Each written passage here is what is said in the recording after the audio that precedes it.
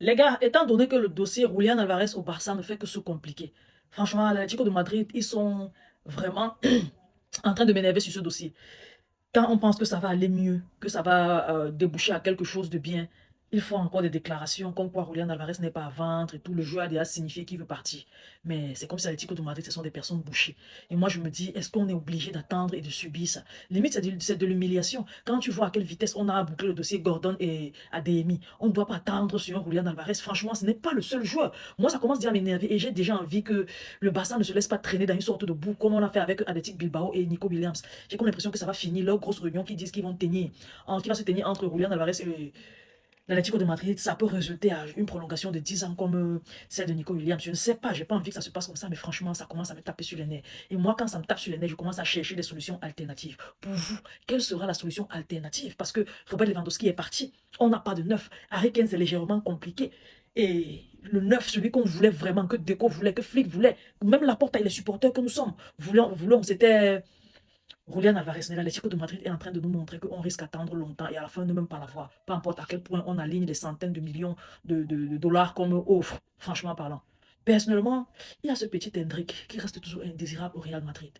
Et oui, le Real Madrid n'est pas prêt à le vendre. Mais est-ce que le Barça ne peut pas trouver un moyen, peut-être via l'argent d'Hendrick, faire un prêt?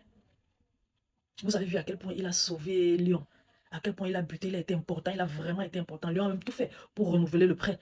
Le Real Madrid a refusé. Et ils sont en train d'acheter Olysée, ils sont en train de bourrer leur défense, leur attaque de nouveaux talents, sans compter Hendrick. Je ne sais pas pourquoi personne ne veut compter sur Hendrick, mais je vois déjà Roma en train de tout faire pour s'attirer les faveurs du jeune joueur. Moi, je me dis, est-ce qu'il n'y a pas un moyen? C'est vrai, ça sera difficile pour le Real Madrid de laisser Hendrick venir au Barça, mais si par magie, ça pouvait se faire, franchement, je serais heureuse parce que ce petit, il est bourré de qualité et de talent. Je sais qu'avec lui en pointe, Lamine Yamal ne va plus, sera beaucoup plus, aura beaucoup plus de passes décisives parce qu'avec lui en pointe, tous les ballons, tu sais, 90%, voire 95% des bons ballons que Lamine Yamal va envoyer dans la surface de réparation vont finir dans le filet du gardien adversaire. Hendrick, il est trop efficace, il est talentueux. Il n'y a que le Real Madrid qui n'arrive pas à voir ça. De toutes les façons, ça c'est mon avis à moi. J'aimerais savoir quel est votre avis. Vous préférez qui? Qui est encore sur le marché qui peut tenir ce poste-là? Qui est encore sur le marché? Voilà même le super sub qui est en train de dire qu'il va partir parce que tous les recrues qu'on prend en attaque là, avec tout ça, il risque de ne pas avoir assez de temps de jeu. Je parle de Ferran Torres et il veut se casser au Paris Saint-Germain. Est-ce qu'on n'est pas en train de beaucoup trop miser en temps et en attente, surtout en attente et en espoir sur Julián Alvarez? Est-ce que l'Atlético de Madrid sera un club tendre à un moment donné? Est-ce qu'ils vont comprendre? Est-ce que l'issue de la réunion là sera favorable? Sinon, commençons déjà à chercher d'autres pistes au lieu qu'on laisse filer le petit si à Roma.